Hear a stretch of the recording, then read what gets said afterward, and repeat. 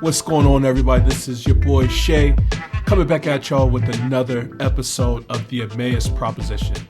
Yo, it's good to be back with y'all, man. I took last week off, man. I was feeling a little bit under the weather. Actually, leading up to last week, man, for like the month leading up to that, I was having a rough time, man. Wasn't sleeping, wasn't really eating all that well, and your boy ran out of steam, man, and so had to bounce back, had to get some rest. But yo, I'm back, ready to chop it up with y'all, man. I hope everybody's doing good, man. And by the grace and the mercy of the Lord, man, I hope God is manifesting Himself in y'all's life, man, and y'all just praising God to the fullest, man. I hope Jesus has been walking with you every step of the way, man, tangibly, like you could feel it. You know what I'm saying?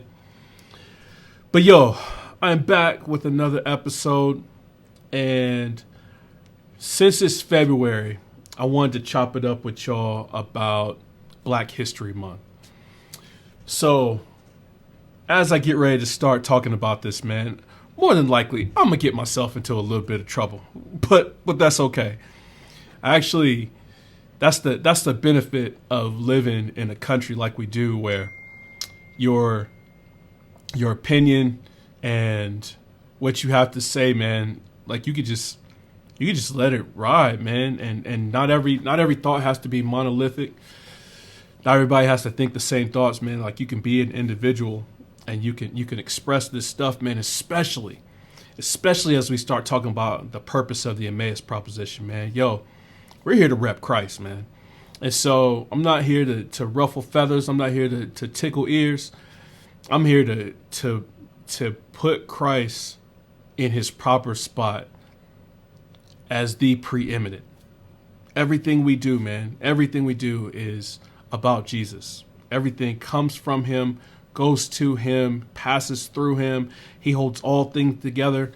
It's all about Jesus over here at the Emmaus Proposition. So as we are chopping it up about Black History Month, man, I just kind of want to bring it into perspective a little bit, because I think last time I jumped on, I was talking about how I went to a MLK gala and was listening to some of the speakers, man, and we have this thing in the Black community where it has become a part of our collective identity that we are a disenfranchised people. I don't know how it became so ingrained. Not to say that stuff hasn't happened in the past. Yo, Black folks went through some trauma in this country, man, and there was a long time where for every 5 steps forward, there were 20 steps back. You know what I'm saying? Like it was just always something going on, always somebody like trying to rip the floor out from under you, or disregarding who you are and your personhood, counting you as less than a person, selling you off like cattle, all this other kind of stuff, man. I'm not trying to say Black folks ain't go through stuff, man. That would be silly for me to say that. But in the same token, when you allow something like that to become a part of your identity, when it's a part of who you are and your personhood, now you're trying to operate out of a place of trauma. Now you take your trauma, something that's negative, and you try to build on something that's negative. Like you try to build positively towards something that's negative. It doesn't work that way, man. Like any good therapist is going to say, yo, you need to heal the negative before you can step forward into the positive. You at least need to get the cracks, the foundation filled in a little bit before you start trying to move forward. If you just open yourself up to trauma and you just keep re-traumatizing yourself, or as the world happens around you, everything is viewed through that traumatic lens, you're not healthy enough to move forward. So as I was listening to the speakers at the gala, man, and they're doing their thing, and at the same time that they're trying to encourage people to do something positive, they keep bringing up the negative. And it's just like, how are we going to grow if we keep trying to re-traumatize people? And so I got to thinking about that, man. I've been thinking about this all week, like what to talk about. And obviously, I just come off the dome when I come with these conversations. And so I might say some stuff that I don't necessarily mean. But what I'm going to make sure I do at the end of this, man, I'm going to just point to Jesus, man, because he is the solution to all these problems. So Black History Month, I got to thinking about it. The black community has always been split on how to move forward in the situation that we find ourselves in, right? So back in the early days, you have folks like Booker T. Washington and W.B. Du Bois, right?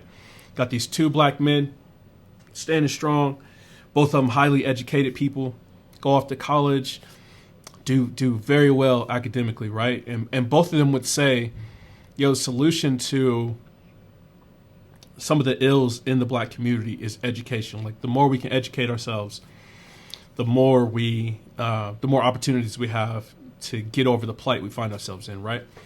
The biggest difference between these two men was Booker T. Washington had this thought where he was like, we just need to put our heads down and grind it out. Don't worry about trying to seek equality and all this other kind of stuff. Just grind it out. Put your head down, grind it out, build wealth, like stack it, and we'll get ourselves through this kind of thing, right? W.B. Du Bois, one of his contemporaries, was like, no, forget that. We got to get in here, and we need to tell people where we are. Like we need to fight for what we got. If they won't let you in that school, you go get in that school. You protest like you. He was more of a go-getter, right? And as opposed to these two men coming together and saying, maybe we take our two ideas and maybe it's somewhere in the middle. Or maybe it's a little bit of both. Maybe we need some folks that are grinding it out over here and some folks that are doing some activist work over here. But we're both building toward the same goal. And man, instead of that, man, I don't know where this comes from. But embedded within the black community, there's like, if this group is doing this thing, if this group over here is not doing the same thing, then they got beef. Like, and it goes back far, man. Like even in the slave days, you had the house Negroes were against the black Negroes and all that kind of language, right? I'm not trying to be crass with it. I'm just saying, like, that stuff is like deeply ingrained, and it's a traumatic situation. It's not realizing, like, even back then, that just because the black folks that were inside the house, inside the big house, that don't mean their life was better, man. They had their own trauma that they were going through, and own like pressures and everything else that they were going through in the house, different from what was going on out in the field. I'm not saying one was like worse than the other one, though. Like the trauma is the trauma. But you got these people that come along like, no, this trauma is worse than this trauma over here, and how dare you take the side of blah blah blah blah blah, right? And they get to yipping and all this other kind of stuff. And what it does, it just causes this divide where you're just spinning your wheels, like you're just treading water. You're not really moving forward. So W.B. Du Bois and Booker T. Washington, as people came up against these two characters, it was like you had to pick a side, and one side demonized the other side, and it's just a hot mess, man. Move forward a little bit in time, you got Malcolm and Dr. King, right? Malcolm and Martin, and you got these two men, theologically completely different, right? Both of them got their different views on who God is, and different outlooks on life and what that kind of stuff should look like, right? Like Dr. King, obviously he idolized like a Gandhi figure, where it was strength through peace, and like if you need social change, it's best to do so in an orderly fashion, right? That was his gig. Malcolm was like, yo, forget that. we have laws, and I'm allowed to carry a weapon, and we're gonna get this by any means necessary. You wanna come and take what I got? You're gonna have to go through some. You're gonna have to go through some raining, if you know what I'm talking about, to come take what I got. And so both of these men, like, as opposed to the community coming together and say, not that it's either or, but it's both and. Like we definitely need times and situations where it calls for peace, but we need these times and situations where we need to arm and defend ourselves. And instead of like coming together, once again, the black community just kind of pits itself against each other. And the Bible talks about, a house divided can't stand. So they got beef, and they go back and forth, and they do all this stuff, right? And then, like, I was thinking about it, like, even today, that was back in, like, the 60s or so. Even today, we got this divide that's going on where we find ourselves in the middle of somebody else's argument. So black folks, like, for the most part, have voted blue for a long time, right? But now you got this wave of black folks that are like, voting blue has gotten us nowhere. We're gonna go vote over on this side, and we're gonna take all the stuff that we saw before. It's not that it's untrue. It's just not the fullness of the story. So we're gonna go over here, and these folks are actually offering a better solution over here, right? And you got folks like Thomas Sowell, Candace Owens, Officer Tatum, the conservative twins. You got all these people on this side over here that are, and there's more. There's a lot more. I'm drawing a blank right this second. But you got all these folks that are leaving the party of their youth behind and clinging on to something different, something new. And once again, there's like this beef, man, and it makes it to where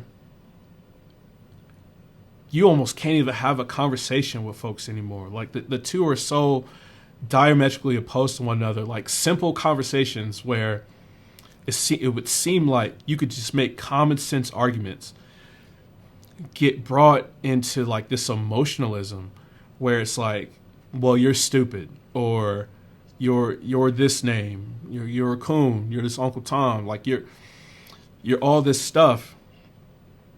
And on the other side, you still living on the plantation, or you need to realize that you're being lied to. How could you be so stupid? And both sides are just kind of arguing at each other, as opposed to it's not either or. It's either both and, or we need to go in a different direction altogether, right? But we can't even get to those kind of conversations because like we brought in this emotionalism where like if we're not thinking monolithically with each other, then we get to name calling and we're this and we're that and all this other kind of stuff. Man, it's just so unfortunate, man, that we have a lot of problems that are going on, especially like in the black community. We got a lot of problems going on in America, period. But since we're in Black History Month, that's what I'm talking about. There's a lot of stuff going on in the black community, man, and because we can't even talk about it, because if you bring up an alternative viewpoint or an alternative way of looking at a particular situation, you just get blasted and demonized and shot down. And it's not logical thinking. It's emotional thinking. It's emotional language. It's name calling and putting down and all this other kind of stuff. And it's not helpful. It's not helpful to anybody because now not only is there a push for black folks to think monolithically, there's also a push for them to think just in this bilateral mind frame where stuff is either black or white. So it's not that and somebody else is always the perpetrator. That the onus is never really on us. It's always somebody else's fault, right? It's always like we're constantly getting fed like this stuff like, it's white supremacy. It's even if it's black folks doing to other black folks, that's white supremacy. And You're just a self-hating such and such, and there's all this stuff, man, where you can't even have like logical conversations with people. And I don't think this is what these history of these people fought for, man. Like I don't think that's what they stood in line to protest for. I don't think it's what they were sitting at lunch counters to protest. I don't think it's why people didn't stand up and give up their bus seats and go to the back of the bus. I don't think it's why people clung to their faith as they're getting whipped and their families torn apart. All this like this infighting and division, it just keeps the house divided. And the house divided, like I said, it can't stand. So Black History Month, though I appreciate it, man, I actually like what some folks like a Morgan Freeman would have to say about it. Like, yo, I don't want a Black History Month. Black history is American history. Not that I think the contribution of Black folks is less than, but it's our history. We're in this together. It's not that we should have the American national anthem and then a whole separate national anthem for Black folks. We're one. We're in this together. It's the United States. You know what I mean? Like those kind of conversations, I think are needed, man. Folks like a Denzel Washington, man. Not that these people are like, not that I look to them as leaders, but they just offer like an alternative perspective than what's being like screamed at for some of these other places. They're like, no, hard work. Don't blame somebody else for your missteps and for your setbacks. Go try. If you fail, good. Go try again. Keep trying until you succeed. Keep pressing. Keep working. Work hard. Don't worry about what roadblocks you got in your way. Take that roadblock and turn it into an opportunity. And we look at some of these other like immigrants that come into the country, man, like folks from like Kenya or folks from Ethiopia, folks from Nigeria. They come here and they're like highly successful.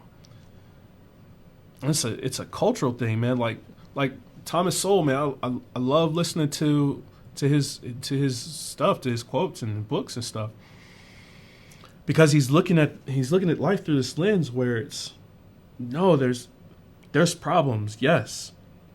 Black folks are the chips are stacked against them, absolutely. But at a certain point, it's what you value. It's what you hold your culture to be. Do you want a culture of success? It probably means you can't stay where you're at. You're going to have to move and go somewhere else. And yes, you're going to struggle. Yes, it's going to be hard. But if that's what it takes to succeed, you're going to have to go. That's what folks from other countries, they're like, yo, I got to leave my family behind. I can't, I'm going to go and I'm going to go with nothing. I'm going to go sleep on folks' couch. I'm going to go study. I'm going to go work my tail off. I'm going to go work these 3 jobs. And I'm gonna do it until I succeed. And there's a lot of Black folks in the community, man, that are like, nah, this person is holding me down, and this white supremacy is holding me down, and there's all this stuff, man. I'm just like, yo, we don't need all that. We need folks telling us, yo, you can do it. Go work. Go try harder than everybody else. Oh, you gotta work 5 times harder than the person that's beside you? Good. Put forth the effort. Let that be the badge of honor. What is wrong with that? That's not a negative thing. Go outwork everybody else. That should be what people are doing. The fact that somebody else is, even if it was true, somebody else is getting the same amount of success as you that's putting in all the extra work, so go keep working. Do you. If you see something that needs to be changed and your voice needs to be heard, yo, go protest. Do both. Work hard and then go protest. That way there's nothing that's coming against you, man. Like you're hitting the problem from both sides. You know what I'm saying? We need voices like that. We don't need the voices that are saying like, you're so oppressed and you've been bogged down for so long, and look at what they're taking from you, and look at what they're saying about you. No matter what people are saying about you, you go outwork them. That's what we need, man. At least from my view. You know what I'm saying? Like, there's going to be a lot of people that listen to this and they're going to disagree, and that's fine. That's whatever, man. Like, and those are the type of people that actually don't want to see people succeed. Because anybody that's successful will tell you, yo, you got to put in the effort. You got to go work for it. You want to make it to the NFL? Ain't nobody going to hand it to you. There's a ton. There's hundreds of thousands, if not millions of people that are trying to get the same spot you're trying to get. You got to go outwork them. You got to be the one in a million.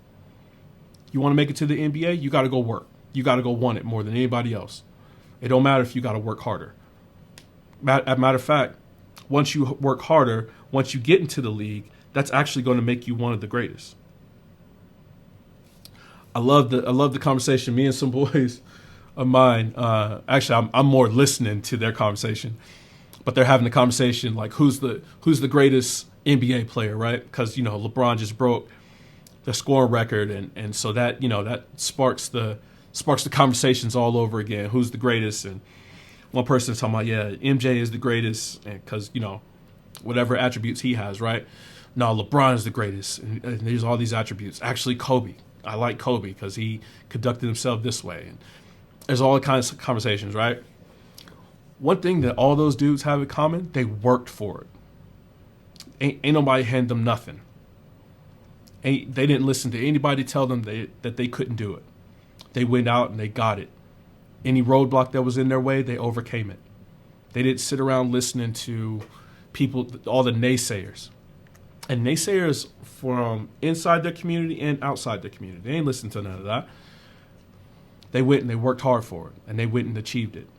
And I think that's what it takes, man. And the response is something like, well, you got to understand that because of what people have gone through, there's generational trauma that needs to be overcome. And when you have that generational trauma, this generational trauma leads to this kind of mindset. This kind of mindset leads to this kind of mindset. This kind of mindset leads you to a place where you're operating at a deficiency. And so when you're operating at a deficiency, you can't help but do the things you do. We got to break that chain. Yes, trauma happened. Yes, a lot of trauma is generational trauma. Absolutely. But black folks ain't never going to succeed if they keep hanging on to generational trauma. You got to be the one to break it. If that means changing your environment, go change your environment. Go change your culture. Go change who you hang around. Hang around people that are successful. Hang around people that have made it. I heard somebody say one time, and typically, people don't become millionaires by hanging out with not millionaires. People become millionaires by hanging out with millionaires because it's a mindset change. You understand the difference between money and wealth. You understand how to invest. You understand how to move with certain people in certain situations. Like there's a whole cultural mindset that comes with being rich that unless you engross yourself into that culture, you typically won't reach it. You have to change. And there's a difference, like even in money, right? There's a difference between being a millionaire and a billionaire. And if you want to be a billionaire, you can't hang out with millionaires no more. You move with a different crowd as you go. I think about like Jay-Z, yo. Jay-Z ain't doing the same stuff that he used to do. Maybe he is. I ain't gonna speak for him, man. I actually might just edit that part out. No, I'll keep it. It's whatever. People move, like you make moves. You make moves to be around people that are trying to bring you the level of success you want to attain. So if you want to attain being the best in your sport, you don't hang out with the cats that are not trying to be the best. They out doing some other stuff. They out doing some other extracurricular activities. You don't hang around with them. You hang around with the cats that are on their game. You know what I'm saying? Like they're out there 5 in the morning running the streets, getting up their cardio. They're in the weight room, like boom, boom, boom, pumping it out, right?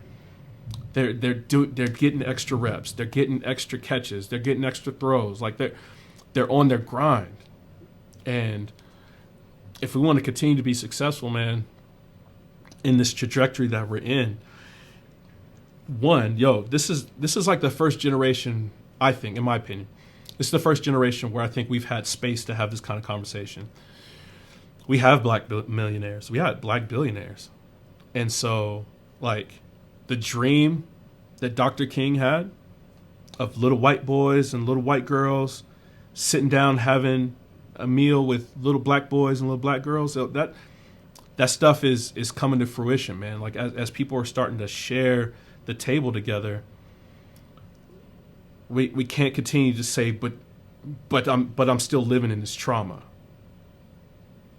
That's not how we continue to succeed, man. Like, we gotta press forward, we gotta press on. And like, I agree with Booker T. Washington, man. There's a certain point where you gotta put your head down, you gotta grind it out. And you gotta build wealth, inch by inch. That's the grind. I agree with W.E.B. Du Bois, man. Like, there's some glass ceilings that need to be, like, broken out, that still exist, that we just need to break them down, and that's okay. There ain't nothing wrong with that. But it's not an either or, it's a both and. I agree with Martin. The bullet is not always the answer. Violence is not always the answer. I agree with Malcolm, man. There's some times where you got to stand your ground, like as a man, and you say, I won't go another step. I agree with a lot of what the current conservative folks have to say, man. In a certain way, I think they fall short, though.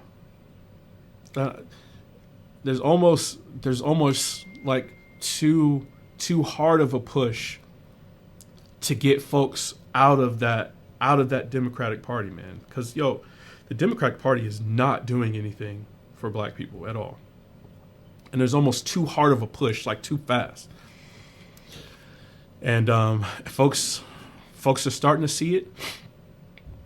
Folks are starting to get to the point where they're like, we need something else. This ain't working. And I think it's getting there. Black History Month. I think it's a time to have these kind of hard conversations. I think it's a time when, I grew up in South Carolina, right? So South Carolina, it just is what it is. You know what I'm saying? Like, it's the South. And so you still got a lot of attitudes back there that are just backwards, right? And I remember growing up in church, and we would do the Black History thing. And I remember seeing, like, because we would put like pictures and profiles up through the sanctuary and stuff like that, so the kids can learn about the history and stuff. And I remember thinking, like, I am not interested in this. And that's, maybe that's my fault on my end, where, just not taking the seriousness of it into account as a young man. You know what I'm saying? I could definitely own that. As a young dude, you just don't understand the significance of it. But now as I'm older, I understand. On one hand, I understand the significance of it, but on the other hand, it's like, but we're not learning the lessons that they were trying to teach. We're taking their trauma and trying to make it our own. They lived the trauma. We don't have to live the trauma they went through. The stuff that we can learn is hard work. The stuff that we can learn is ingenuity. The stuff we can learn is culture and education and getting our minds right. Like, there's a ton of people that they're just living for the here and now, and they're not living to make themselves and their community better. And when I say make their community better, I don't mean giving people stuff. I mean teaching people how to fish so they can go fish for themselves. Like, that's building people up. That's not just doing for them. That's a biblical principle, right? Like, we don't just do for people on a consistent basis. Are there times when we need to take care of widows and orphans? Yes and amen. That's not my point. As the Bible say, if you don't work, then you don't eat. Yes and amen. We need both. Both are necessary. Both things happen in life, and we have to respond accordingly.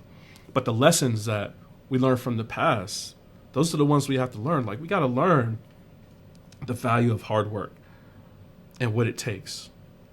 We got to learn that, how history repeats itself. Like, we got to look at it not only like zoomed in and try to learn all these like micro lessons, but we also need to zoom out and learn these meta lessons too. Like, we need to learn the lesson that when you devalue a human life, when you make it less than any life, when you make it not worthy, when you make it less than what God has intended it to be, it has devastating effects. Slavery came about because the warring tribes in Africa were selling people off. They were selling them off to people in the Middle East, to Europe, eventually to America, right there within Africa. Like, they were busting out slaves, shipping out slaves, I should probably say, everywhere, all over the world, like millions of people. They were devaluing human life, and it was a dark time in history, man. And it wasn't just Africans that were shipping people off, and that's the history we got to learn, right? Like, slavery wasn't just a black folks thing. Europeans were enslaving people. Asian folks were enslaving people. Africans were enslaving. Natives were enslaved. Like, everybody was like, they were horrible to each other. And the response is, well, black folks had it especially hard. Man, you learn the history. Learn the history of what you're saying. These people were treated terribly. And it's not a tit for tat thing. Slavery was terrible, and it's not just a part of our history. It's a part of human history that we should all be ashamed of. And as one, we should probably learn from the mistakes of the past, stop devaluing human life, and march forward toward the future, man. So issues like abortion in the black community, we got to talk about during Black History Month. We got to talk about what that looks like. That we're still only 14% of the population because of alternative lifestyles, and because we're killing off our children. We're not moving forward. And we don't talk about that kind of stuff, man. We talk about all the greats that did this thing, and it was the first to do this thing, and they broke through this glass ceiling and that glass ceiling. And I saw a Black History tidbit the other day where I forget the lady's name, but she was the first black aviator, first black female aviator, flying all over the world. And she didn't get there by letting stuff get in her way, man. She strove for it. She didn't listen to the naysayers. She didn't rely on what was in her way. I've spent time with the Tuskegee Airmen, getting to have lunch with them and stuff like that. They didn't let stuff get in their way, and they were being actively worked against, and they didn't let that get in their way, man. They when they were ready, when the nation needed them, they were ready, and they proved themselves to be the best. Probably because they had to strive and do more just to be counted as equal. But when they actually got in the game, they proved themselves to be more than adequate. They proved themselves to be excellent. And that's what happens, man. Like, we get so caught up in, well, I gotta do such and such to be proven as equal. No, God is allowing you to do extra so that when you get in the game, you can excel. It's a mindset change. And that's the kind of stuff I feel like we need to talk about during Black History Month, man. Not just harping on all the stuff that went wrong and all the trauma. Not just talking about like the great inventions that people went through, but learning the meta history, learning like the deeper truths about hard work and building up the community and stuff like that. It's a deep one, man. It's a deep conversation. And here's the thing. As we think about this Emmaus proposition, as we think about how Christ said that the entire narrative of the Old Testament was actually about him, and we extend that road out and say, actually, all of history is really about Christ. As we look at Black History Month, and Jesus in the Bible comes through and says, yo, there's no longer Jew nor Greek or slave or free or male or woman, but all are one in Christ. As Jesus is describing that, he's saying, yo, don't get caught up in useless genealogies. As we look at the Jesus' own genealogy, it had all kind of mess and trauma inside of it. And those are some of the things, man, where there's certain stuff that'll keep us locked into the past. And then outside forces come in, they're like, yeah, you should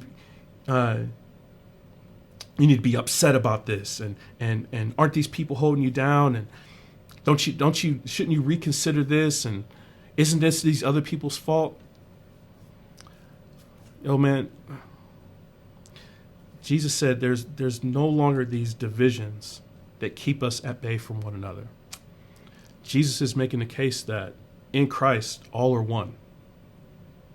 As we look at the throne, as we get to Revelation 7, and we see the throne of Christ, and the church is around the throne of Christ, and John can audibly see the distinguishing factors of the people that are around the throne, because he says, every tribe, tongue, and nation. So he can hear the differences. He can hear the dialect differences. All are surrounding the throne. All are crying out. Differences in tribe and tongue, but all crying out the same phrase, worthy is the Lamb. Jesus has to be our central point. The cross is the place where racism goes to die. Once we get to the cross, whether we see it now and we need to rely on it, whether people in the past were looking forward to it, as we live in these times, and we got all these conversations about Black power, white supremacy, and Asian hate, and all this other kind of stuff, all the stuff that's going on right now, it all goes back to the cross, where it goes to die. Christ nailed it to the cross. And if we don't leave it there, if we go back to pick it up, and we pick it up under our own strength, it's gonna crush us. It's gonna crush all of us. We can't sustain it, man. That has to be the place where sin goes to die. And those things are a sin. Whether it's internal, where we're hating on other people that are having these different solutions that we don't like, so we need to demonize them, that sin needs to go to the cross and die. If it's from the outside and people are having these attitudes where they're saying you're less than, or I think you're greater than me, so I'm gonna treat you a certain way, it needs to go back to the cross. It needs to go and die. All of it needs to go back to the cross and die, man. And as Jesus was explaining to his disciples that he is the reason, he is the explanation for it all. As we are in Black History Month, the conversation needs to start and end on worthy is the Lamb. That's my 2 cents. I'm gonna wrap it up there, man. So much more to say. I'm curious how folks are gonna receive this. It's all good if y'all disagree, man. It's just some of my thoughts off the top of the dome. I'm open to changing my mind, but one thing I won't change my mind about, man, Jesus is the answer, and there's no other system that's gonna offer us where we actually need to press forward. We need Jesus. So hopefully y'all doing well, man. Hopefully y'all enjoyed the conversation. Yo, hit me up in the email if y'all want to talk about it. If you want to come through, if we want to jump on a chat or something like that, yo, let's chop it up. Let's get this thing popping, man. Coming up on a year of doing this thing, I'm feeling good, man. Love y'all. Hope everybody's doing well. And yo, until next time, grace and peace.